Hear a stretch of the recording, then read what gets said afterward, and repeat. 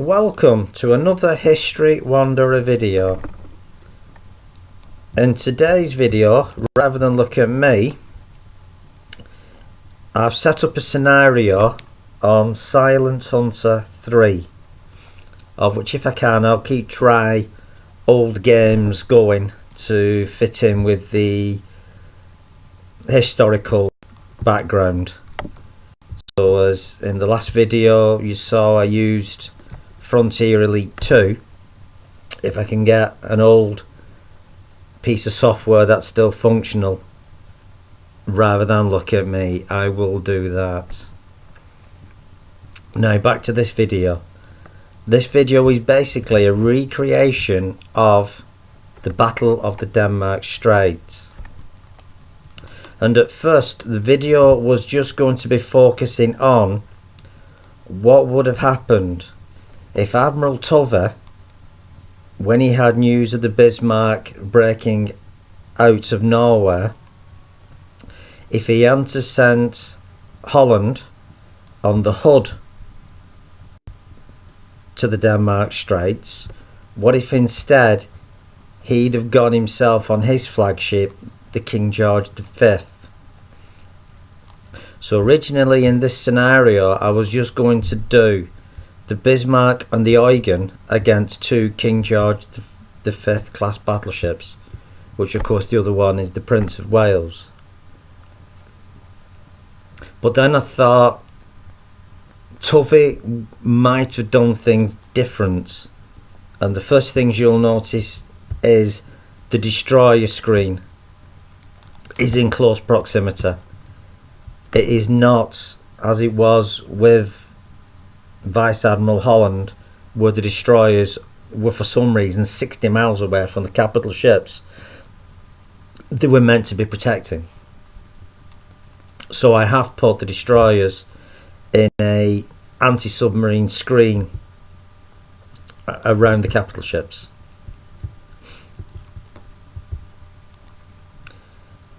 Now also around the stern of the Bismarck I have pulled the two county class cruisers, the Norfolk and the Suffolk, closer, and I've also given them orders to engage the enemy ships.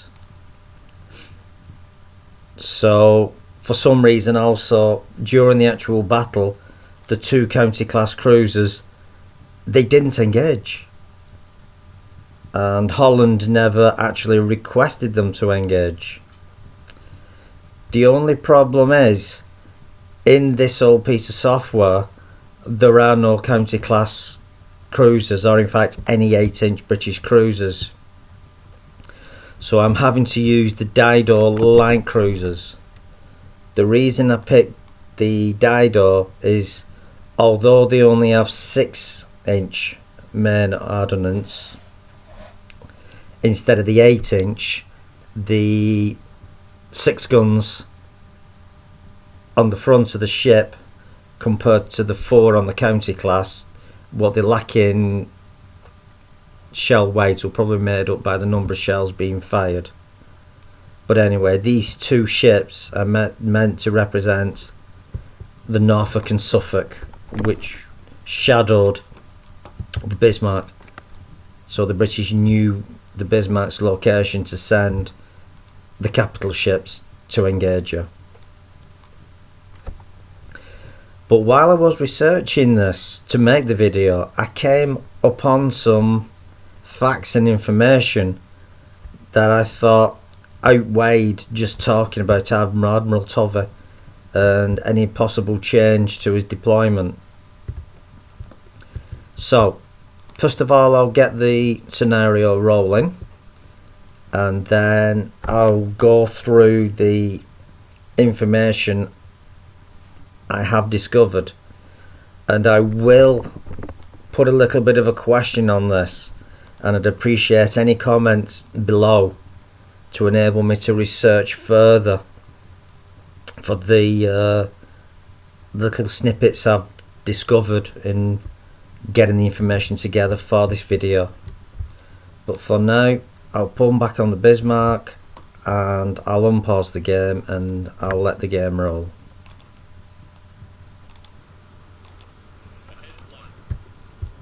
And the thing I want to talk about is whenever the discussion generally goes about the Battle of the Denmark Strait, the focus seems to be on the Hood's defensive capabilities, whether her armour was up to spec, but nothing's really been said about her striking capabilities. So what I've done is I've actually researched the number of salvos fired by each ship and the number of hits each ship made. And I'm going to start with the smallest ship first. I'm going to start with the Prince Eugen. Now, during the entire Battle of Denmark Strait, the Prince Eugen fired 19 salvos, of which 5 shells hit. Now, 19 salvos may sound a lot, but you've got to remember that this vessel is only armed with 8-inch guns, whereas the Bismarck's armed with 15-inch guns and the King George V class battleship is armed with 14-inch guns. So what it means is this ship spent most of the battle firing at between extreme to long range, which the fact that she hit anything is absolutely amazing. But on her second salvo, she hit the Hood, and she hit her at the base of the mainmast and detonated her up ammo. Now, the up ammo is the ammunition for the 4-inch secondary ordnance, which is ready to be loaded straight into the weapons and fired. So all that ordnance exploded and caused a major fire on the Hood. The second hit also caused a major fire on the Hood. And once the Hood had blown up, she then managed to shift target and zero in on the Prince of Wales, and on her 17th she scored 2 hits on the Prince of Wales, and on the 18th she scored 1 further hit and missed on her 19th. So she fired 19 salvos and hit 5 times, which, considering the range she was firing for her ordnance, is pretty good shooting. Then we have the Bismarck. Now, the Bismarck only fired 11 salvos. Contrary to when you watch the scenarios on films, on telly, or on computer games where you see round after round being pumped out, Bismarck only fired 11 salvos. And of those 11 salvos, on her third salvo, she got 1 hit on the Bismarck's fire control, which totally wrecked the fire control and put the guns into the stern control and local control. And then that so-called fatal hit on the 5th salvo, which they say struck Hood's main magazine, which caused it to blow up. She then shifted target to the Prince of Wales, and with her 8th salvo she managed to hit the control tower. Even though the shell failed to explode, it totally disabled the bridge and put the command aspect of the Prince of Wales out of commission. She then managed a further 2 hits on her 9th salvo and another hit on her 10th. So all in all, the Bismarck made 11 salvos and made 6 hits on the British ships, and that includes retargeting. But as we can see on this one, the KG5 class are already bringing the Eugen to an ease. Right, so now let's switch over now and go on about the British ships. Now, first and foremost, we'll go on about the Prince of Wales. Now, it's well known that the Prince of Wales suffered multiple weapon failure and the problems with the turrets, which they say was down to it being a new ship and not properly gone through a shakedown cruises, and weapons testing hadn't been completed. But she managed to fire 21 salvos, of which she scored 3 hits on the Bismarck. The first hit forwards and was the one that caused the flooding and the oil leak. The 9th salvo was 1 hit on the armoured deck, and her 3rd hit was another shell which failed to explode, but it only managed to destroy the captain's launch. So of 21 salvos, she only managed 3 hits. Which now brings us to the Hood. Now, for some reason, which I don't understand while researching this, after Admiral Holland ordered them to focus firepower of both vessels onto the lead ship, of which he mistakenly believed was the Bismarck, after they'd identified it was the Prince Eugen, the Hood did not shift target. She continued to fire 10 salvos in full at the Prince Eugen. And this is the information that I discovered, is she never managed to score a single hit on the Eugen. She fired 10 salvos and failed to land a hit. Which means that during the engagement, the Bismarck fired 93 15-inch shells and managed 7 hits, which is only 13 shells per hit. Now, the Prince Eugen, as I say, for its weaponry, was firing at a lot longer range.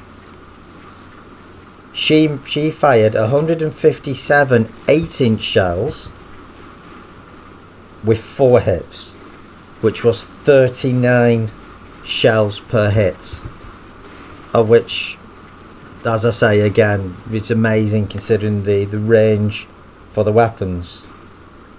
Now, the Prince of Wales fired 59 14-inch shells and only scored 3 hits. So that is 19 rounds per hit. And of course the Hood fired between 40 and 44 rounds. They're not certain as the exact number because of course very few of the crew survived, and she didn't hit anything. So it shows that the actual British accuracy of shell fire during the battle was appalling.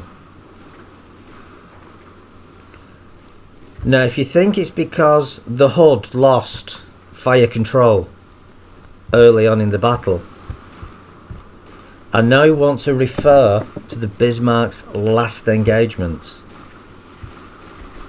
During that engagement, the Rodney fired 380 16-inch shells. The King George V fired 339 14-inch shells.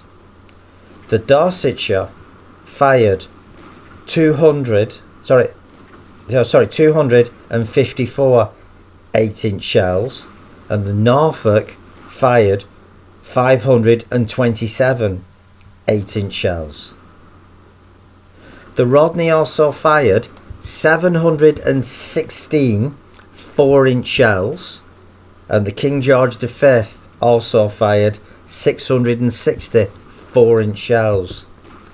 That's a grand total of 2,876 shells fired at a ship that was only capable of doing 11 knots and couldn't manoeuvre.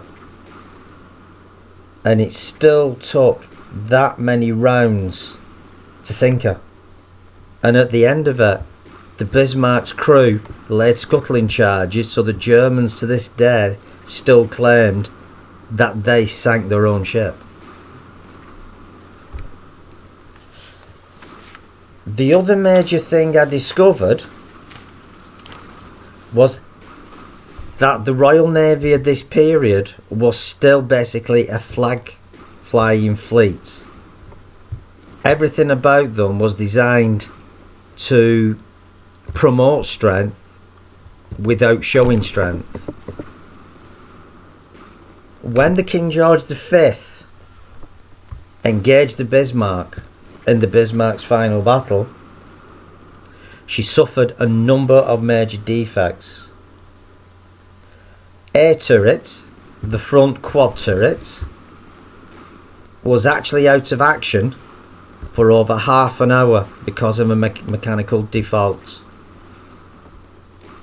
So basically, she was only using 6 of her 14-inch guns.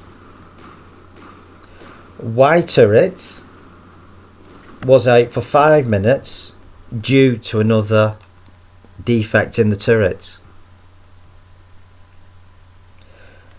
In one gun, the shell rammer failed and the flash doors jammed open and the shell hoist seized, which meant she struggled to get the ordnance to the guns to fire in the first place. And then in one barrel, the shell exploded, putting it out of order.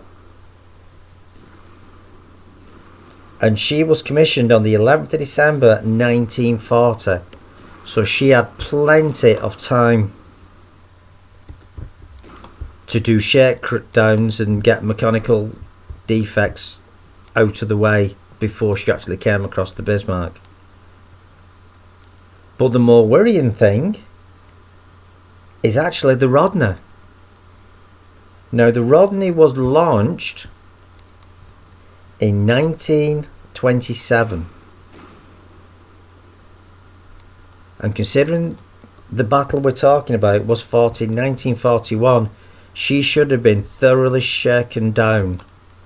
But when she fired her first salvo at the Bismarck, the water pipes burst, the cast iron fittings and the main beams cracked, the tile decking on the floor splintered, there was hundreds of small leaks, bulbs shattered, and even the urinals were blown off the bulkheads. So what this means is that from commission in 1927 until the first engagement with the Bismarck, she couldn't have fired a broadside in training. If she had fired a broadside in training, these defects would have been notified and put right. So it shows that prior to the Second World War, the British ships were solely engaged and flying the flag and with a show of strength, whereas the German ships were built to fight, which is what they did very effectively. Now, the other thing I'd like to know, and hopefully if you can put comments below, is I want to refer back to the Prince Eugen's hit on the 4-inch up armour. And the one thing I've been unable to discover is if that 4-inch up armour explosion could have led to a flash to the 4-inch magazine, of which a detonation in the 4-inch magazine could have led to a explosion in the 15-inch magazine on the hood. So basically, I'm trying to find out if the kill of the hood has gone to the wrong ship. Was the hood sunk by the Prince Eugen? Was it that 4-inch hit that sank her? Or was it Bismarck's 5th salvo? So if you can put that in the comments, please, I'd appreciate it.